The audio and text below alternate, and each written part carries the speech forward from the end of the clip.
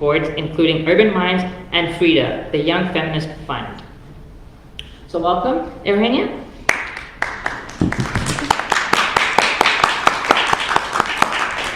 I would also like to invite upon Rachel.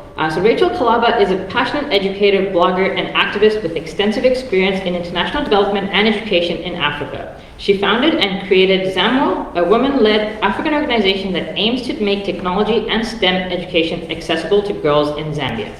Rachel is an educational consultant for Elevate Wellness Solutions. Additionally, Rachel is a research fellow at the University of Toronto and Laurier University, focusing on the role of African school leaders and education policies in Canada and Africa. She is currently pursuing a PhD in comparative education and international development at OISE, the University of Toronto. Rachel's research interests center on African Indigenous knowledge using Ubuntu, African women's leadership, education policy, Afrofeminism, and decolonization. Rachel holds a master's degree in development practice, a Master of Arts in Management, and a Bachelor's of Arts in Development, and a postgraduate diploma in Responsible Leadership and Management from the Swedish Institution Management Program. She has presented her research topics at several international conferences on women's leadership, decolonization, and education policy in Asia, Africa, and North America. Rachel has also co-authored a book's chapter on sports development. So welcome, Rachel. And then last but not least, we have Shami Lamo. So Shami is a community organizer, human rights activist, and currently serves in the Leadership Council of the World Liberty Congress. She is the Canadian representative for the International Tibet Network's Steering Committee and serves as Parkdale Neighborhood Land Trust Board. Her work has been recognized in Maclean's Top 50 Power List of Canada 2022. A former U of T School of Cities and Music Institute Fellow, she is the recipient of the Global Tibetan Youth Icon Award and 2022 Toronto Urban Heroes Award for Social Issues. Ms. Lama has previously served as the CEO and President of the Students' Union at the University of Toronto Scarborough and the boards of the Canadian Tibetan Association of Ontario and Students for a Free Tibetan Canada. She's also an Oslo Freedom Forum speaker featured in Oslo, New York, and Guatemala. So welcome.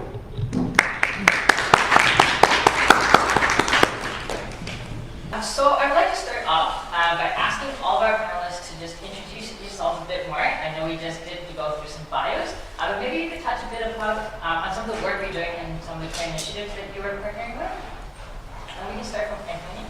Okay, well, thank you for the advice. This is great. I think I'll start with the positionality that I'm an immigrant to Canada. I moved a few years ago from El Salvador, from Central America, and so that's sort of colored the way that I navigate civic engagement. I can't yet vote, and so I've tried a system works here, and how I also can have some input if it's not through voting, then through engagement with communities. That's how I come to this work.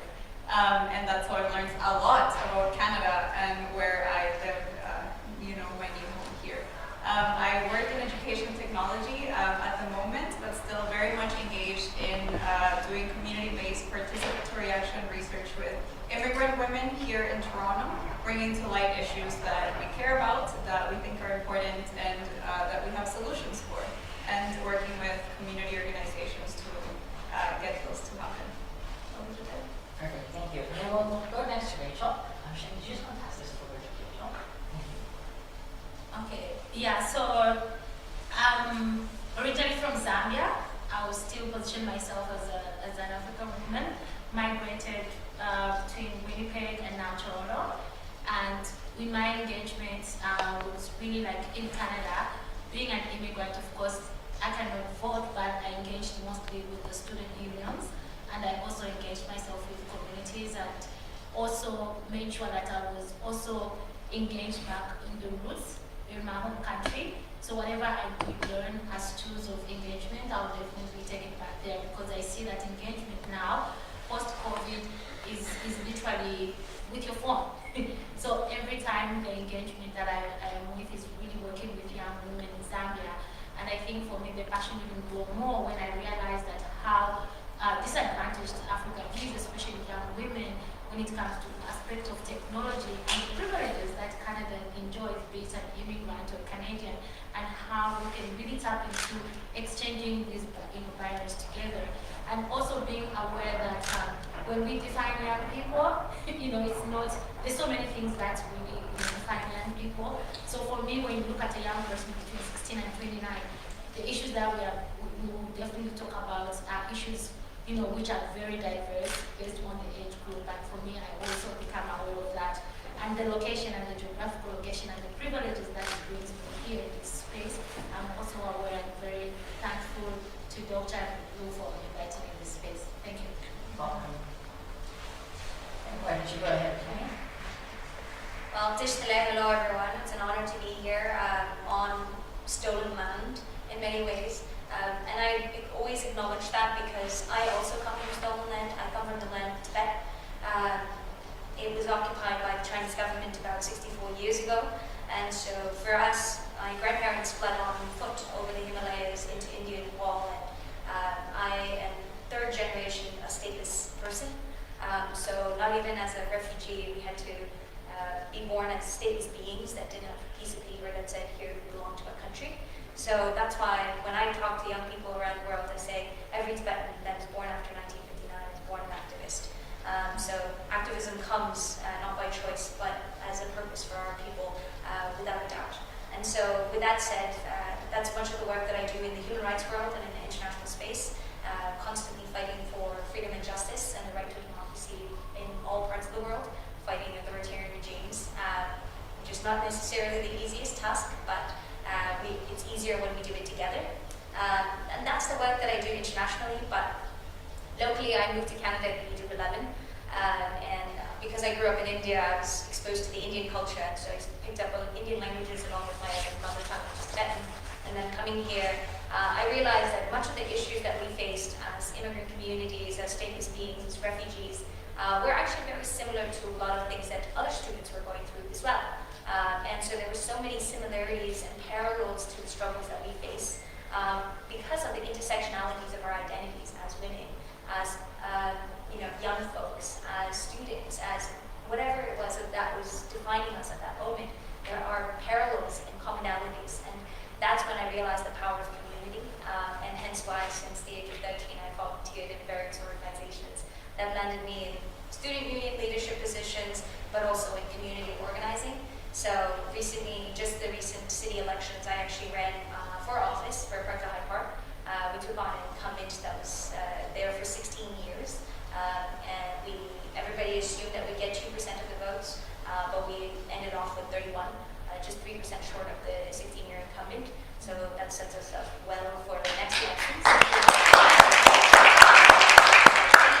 And that's where I am at the moment, in between my different worlds of international activism, but also local politics.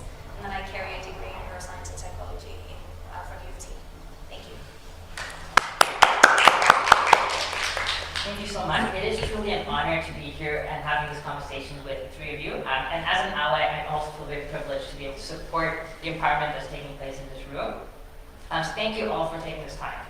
So to kick off our panel discussion on empowering young women towards civic engagement, let's start by exploring the importance of their active involvement in communities and the democratic process. So understanding the significance of civic engagement can help us appreciate the role young women play in shaping society. With that in mind, I'd like to pose the following questions to Rachel. How does civic engagement empower young women to have a voice and make a difference in their communities? Thank you so much. I'll still go back to this is amazing work. In terms of their civic engagement, you can see the empowerment itself is testament.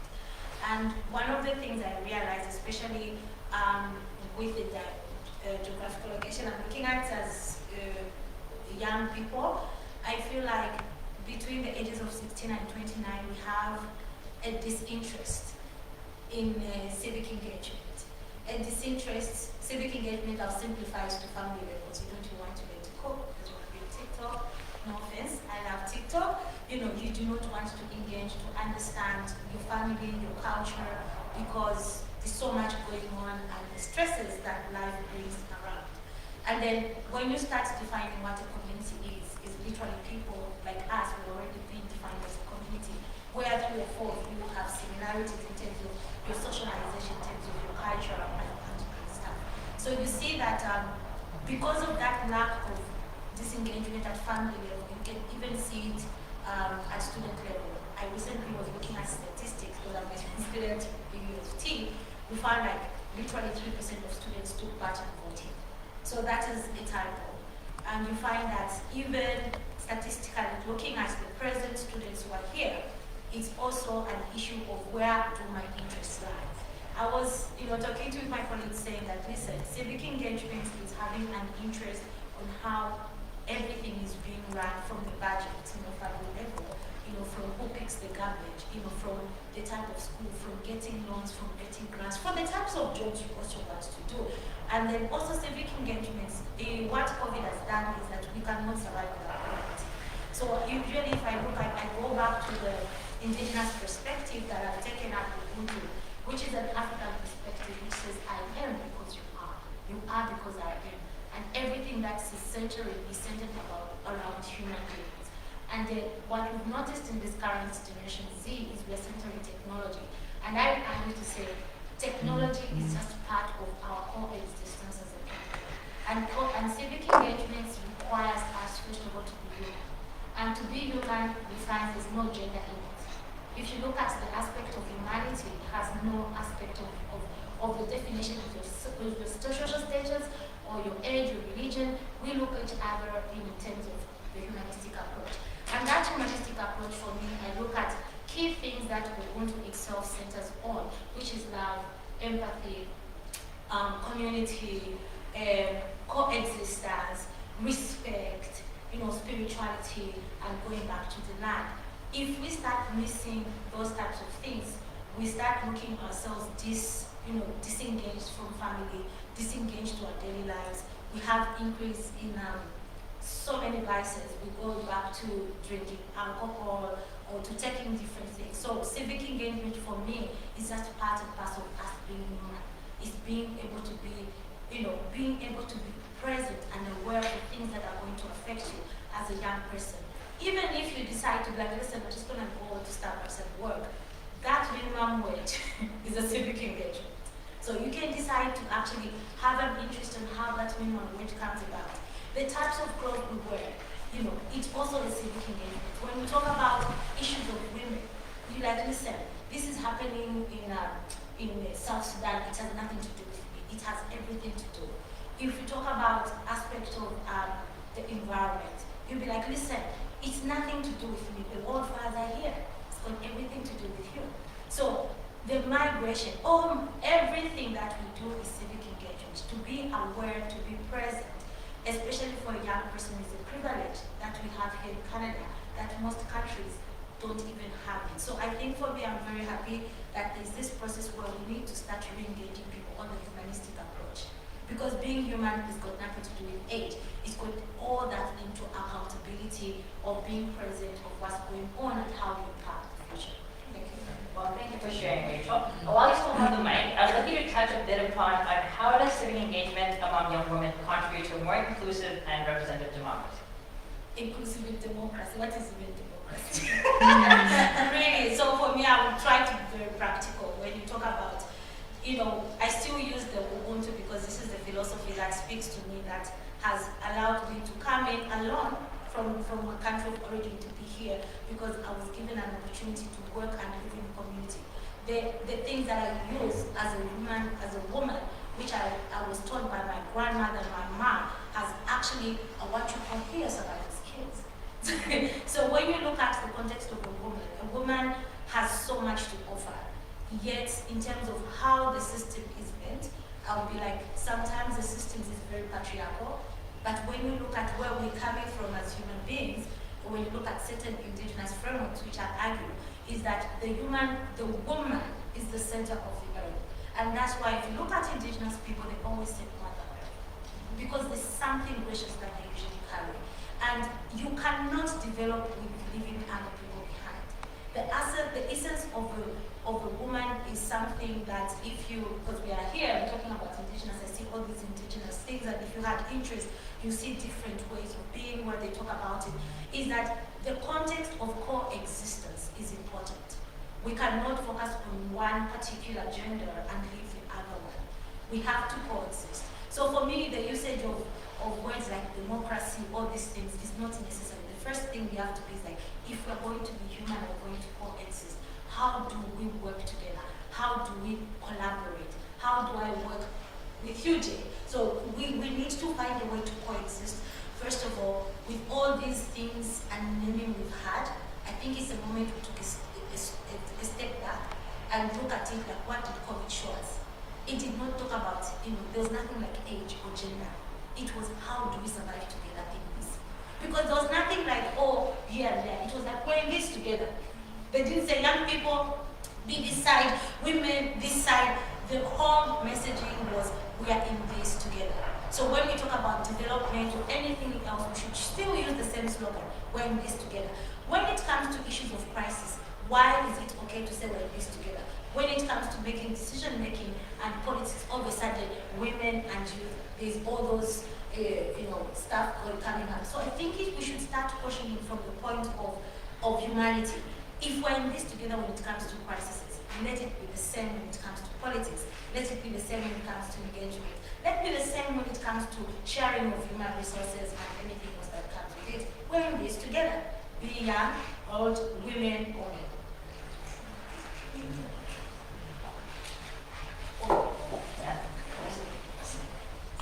That's okay.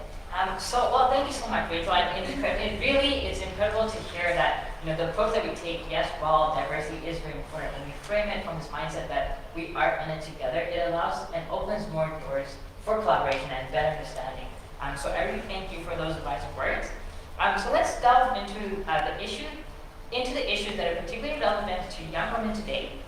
These issues encompass a wide range of areas, including gender equality, reproductive rights, access to education and healthcare, and the gender wage gap. Recognizing and addressing these challenges is crucial for empowering young women and fostering a more equitable society. So I'd like to invite all of our panelists to share their insights and perspectives on some issues that young women face and how each of you is engaging with your communities to reduce these issues. And we'll start with Shannon. Sure. It's quite a lot. I think I completely agree that if we have a mentality of we're in this together, things would be much better. But the reality is that it isn't. Oftentimes women are left behind. Oftentimes women of color are left behind. Specifically Black women are left behind. When it comes to religious perspectives, there is an uproar in Islamophobia. During COVID times, there was an uproar in anti-Asian violence, right? And we see that. These are our realities. And so I think as much as it's important to have a view that pushes us towards the right direction of bringing everyone together, no one being left behind, we also need to recognize some of the challenges that we have as we speak. And I think you mentioned some of them in terms of the inequalities that exist from a gender perspective. And for me, I think I want to take it really personal. In growing up, I've always seen it. As you can see, I have no issue talking. So in any space I was, if I saw an issue or a challenge, I would name it. And oftentimes people have either said, shut up because you're a woman, or sit down, you're too young, or said, oh, you think you can do that? Just do it yourself. And oftentimes, there's a difference when you're expressing an opinion versus being put on this limelight and said, do all the work, right? And especially as a teenager, when I was put in that spot, I rose to the challenge, although it cost me a couple of other things in my life. I did. I was one of the youngest board members in our largest community here in Toronto. There's about 10,000 Tibetans, and I was 19, I took on the board work. And it was 2 years worth of work while doing school, so I was doing grants while I was trying to intern at various places. So I interned at Parliament Hill, but I was also running an internship program for young people for absolutely no pay whatsoever. And so these are the challenges that we had to face. And it seems like it's not just a personal story. It's so similar to anybody else that you see, specifically women that are in leadership positions. Oftentimes you see that they have stuck their neck out, have been in different spaces where they've been told not to sit down in the meeting, or being asked to do note-taking because that's the only contribution that women can do. So those are realities, I think, that we need to acknowledge in a very microcosm level, but that happens in a systemic level. And so how do we address these issues? I think it's being on the table, right? Conversations are always happening. Decision-making tables are being made because as we are in an institution like this, where constantly decisions are being made today, as one of the MPPs mentioned, Brampton might not be part of Toronto, right? And so these decisions are being made. So how many of us who are affected by these decisions are actually in those decision-making tables is a question to ask. And for me, it's not just getting involved by calling out an MPP, and these are all very valid ways to get involved by reaching out, by text, emailing them about the challenges. But it's also about rising in leadership positions and empowering, not necessarily empowering others, but empowering yourself to be able to jump into these positions when these opportunities open up. And so for me, it was running for office because I was sick and tired of this progressive candidate, and he's supposedly the most progressive candidate in city council, but during pandemic, he was nowhere to be seen in our communities, which is very much low income, high-rise buildings. And so holding them to account and letting them know that if you're not doing your work, we're here to remind you that your position has been put in there because we elected you. It's a public position that has responsibilities and has accountability. And if you don't do it, then there will be other leaders that are ready to step up. And so I think it's really challenging the system in every way possible and reminding yourself that you're never alone because everyone is doing this in our own accord. So it's just making sure that we remind ourselves of the community, keep going. A person to be in this space, should I apply to this position? What do I have to offer? And what I found is that your perspective as a young person, your intersectionalities, whether that's being an immigrant, being a woman of color, whatever that might be, is it, that's the value that you bring, as well as your ideas, your perspectives, what you live through.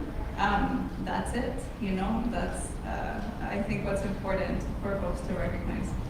So those two things, and lastly, sort of outside the realm of policy making, another way in which I've seen civic engagement sort of support or helping the issues that I care about is through other means. So I'll tell you a story. A friend and I were having a conversation about how hard it was to access sexual health care in Toronto.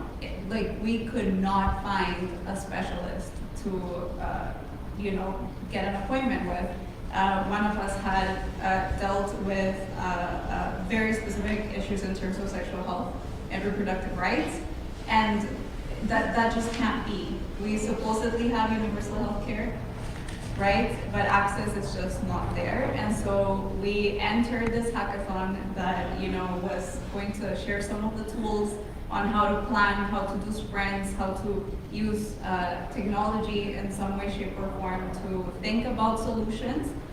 Thinking, let's try it out, let's see, we have this very specific idea. What we saw is that perhaps it wasn't on the radar of some of the companies that were sponsoring. However, the support that we got from the public was the proof of concept, right? This was an issue that wasn't just us two thinking this is so hard. This was something that affected 100, so many people out there. And we got a ton of support. Once that was out there, once we sort of saw this is, an issue that we can do something about.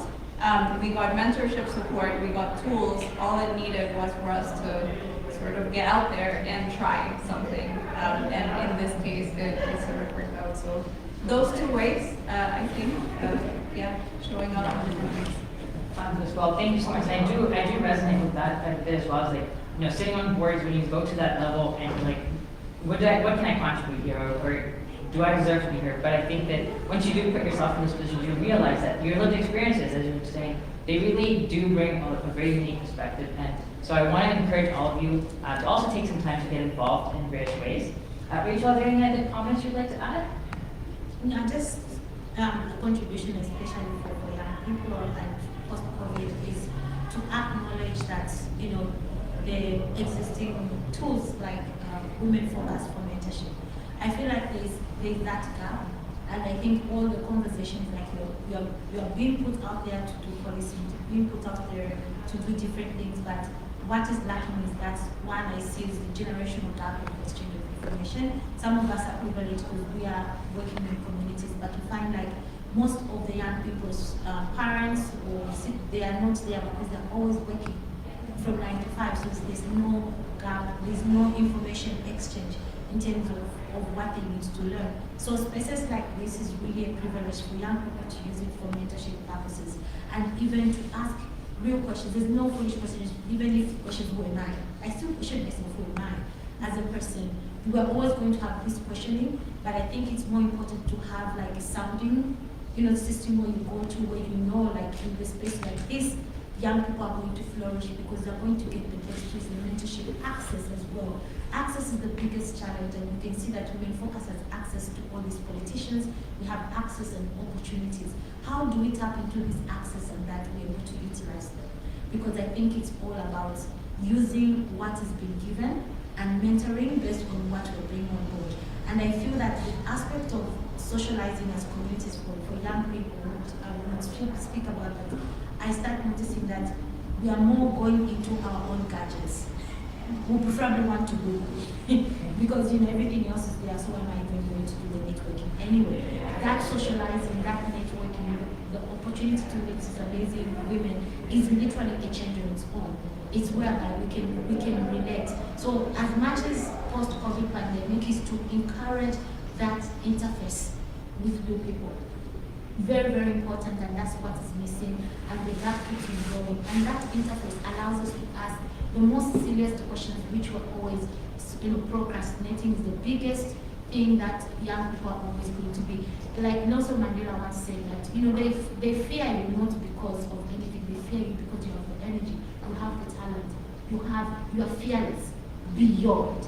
And because of that, you should know that you can break doors in any way you feel that. But it's that procrastination within our own. So based on that, there's more need to think of mentorship that reaches to your core. And for me, there are two things. Being a Black woman, I must be in a struggle. Coming as a migrant, everything. No, you have to have Canadian experience. No, you have to do this. Listen, if you cannot create a table for you, create your own table and this too. They'll come and do it for you. And what does that look like? Create an initiative in your own community. Work in a space that you like most. Create your own table. Very important. We are going to fight this table, yes, and the thing is systematic racism is real. They'll be like, yes, we are open for business, and no. It will go in, it's another angle. You'll be frustrated, yes. You're gonna have tears, yes, but does it mean you give up? No, you don't. Create your own table and a team of people and use the space like Women Focus where you can be able to flourish and bring your ideas to life. A lot of ideas have come to life when borders were closed. When I say borders were closed, when the COVID closed, we're able to see things that we never imagined because social media just brought everything into space. What does that look like? If that is there, which means borders can be imaginary, meaning that even whatever it is, anything that you put your mind and set yourself to say, this is what I want and this is what I want to do, create that table and get the right people in the room and the definition. Well, thank you for those words. They're definitely very empowering. So I'd like to move on to the next topic, which focuses on the impact of policies on young women and the importance of their voices in shaping policymaking processes. Policies have a profound influence on the lives of young women, and empowering them to actively participate in these processes can lead to more inclusive and responsive policies. So calling on Shani, I'd like us to explore how do policies both at local and national levels directly impact the lives of young women in terms of their rights, opportunities, and well-being. Public policies shape and condition everything about our environment, specifically in such institutions like that we are in today, right? Public policy decisions basically determine how our social environment is run, and it impacts every one of us. And technically, the public policy is supposed to be intended for public good, right? But again, the conversation becomes about who's on that decision-making table. Because based on who's on that decision-making table, public policies will cater to their perspective and their people, and whoever their definition of their people is. And in terms of representation, even though that word has now been overused in every other EDI work, I think it still is very important, because when we take a look at city council or the members of provincial parliament now that we have, there is a lot of whiteness that exists there. Whiteness and old male folks, specifically in city council that I saw. And I thought that needed to be challenged, because Toronto is now one of the most multicultural cities in Canada, yet we have a representation in the city hall that barely reflects that. And not only barely reflects it, it's shown in policy, right? In terms of housing. Housing has just recently been recognized as an emergency, right? Homelessness, specifically homelessness. And we had folks dying in the hundreds during the winter here in Canada, in Toronto. So yes, I come from a world of less privilege in different parts of the world, and I've dealt with every issue with paperwork to be able to belong, only to come to Canada. But then in Canada, we have Indigenous reserves and reservations that don't have access to clean water just 2 hours from here. And that's the reality. That these realities need to be understood, and those are all realities that came as a result of public policy, of those policies that determine this person's going to get the funding, but this person's not. Right? We're going to invest in universities and say that Indigenous students are going to get free education, but they're not even going to make it through high school, so nobody's going to come to university to get that free education. How many of you folks are in post-secondary education and have looked around and see how many Indigenous kids are actually in your school? Technically, their education is free. Why aren't they there? If I had free education, maybe I'm assuming, but if post-secondary education was free, I'm sure more students would be in post-secondary education. But there is a systemic barrier that exists for Indigenous populations. Similarly, that exists in all of our other worlds that we live in. And so for local politics, housing is one of the biggest issues in Toronto. Right? So many of us are trying to be pushed, are being pushed outskirts because it's so unaffordable. Housing right now, as we speak, affordable housing, technically one-bedroom apartment should be $1,200, but you can't find anything under $2,100. So that's the reality that we're living in right now. So how is anybody supposed to afford $2,100 for a one-bedroom apartment if the affordable rate is $1,200, and it's supposed to be 30% of your income? These are realities. These are results of your public policies that are in place. The City of Toronto didn't even update that website until recently, until we started talking about it, right? And so these are issues that are at the levels that affect us tremendously. Housing, roof on our head, food, climate, transit. The violence on transit has increased, but they still continue to increase your TTC prices, And if you get a ticket on TTC, it's $200 to $400. But guess how much a parking ticket is? $40. So you're using the transit because it's cheaper, but if you forget to put on your Presto, you have to pay a $400 fine. But if you're driving and you forget to pay for parking, you have to pay $40. That's 10 times the difference. Do you see that reality? This is because who's in a decision-making space? People who drive. People who take transit are not in that decision-making space. That's why it's 10 times more. That's the reality. Right now, as we speak, that's a reality check. Just that number is just an example of how much differences public policy makes into our realities and our lives. And that's why it's important for people like us, people who not just take the transit, but people who live different lives, to be in those decision-making spaces to make things different. And I'll wrap it up there. Sorry. This topic was focused just on you, so thank you so much for that. So now let's shift our focus to exploring the various ways in which young women can actively get involved in their communities. Engaging in activities like volunteering, participating in protests, running for office, or joining political campaigns can empower young women to make tangible difference. I'd like to call up on Eugenia to discuss these different avenues for involvement by considering these following questions. So what are some ways that young women can get involved? And how can volunteering in community organizations or initiatives contribute to empowerment and civic engagement? Yeah, so I think we've touched on a lot of ways as we spoke, but just to summarize, and one of the things that I'm most excited about right now is, if you live in Toronto, we have an election coming up. We have an opportunity to, one, get engaged, to learn what are the issues, that people are really concerned about, and we have an opportunity to have our voice heard, right? Like elect someone that will hopefully represent our best interests. I think we all have dealt with affordable housing. I think we've all, if you take the TTC, have perhaps felt a little bit anxious or very anxious about taking it and about your safety. There's so many different things that we need to be listening to what the candidates are talking about and trying to align what I care about, what I know my community cares about, and if I'm not hearing these things, we need to start asking questions. Or what I like to do is pick someone that seems great to you, that you'd like to support, and show up. One of the favorite things that I do around election time is canvassing, which basically means door knocking. So I have an opportunity to chat with folks about what they're thinking, what issues are you struggling with. Sometimes they're similar to mine, sometimes they're very different. But that's really good to know, right? Like where the community is sort of landing there. And we can have a conversation, human to human. Like you said, I love that, right? You might have the opportunity to change somebody's mind or change your own mind. So perhaps that's an opportunity, and that's really easy to do. It might be a little bit nerve-wracking to knock on the first 3 doors, but it gets easier, and I promise you, it's a lot of fun. And really good to also support someone that you really believe in and that you think will do really well for the place where we live. That's one thing. 2, find those community organizations that are close to you. Perhaps you prefer to do it in person or you like online volunteering.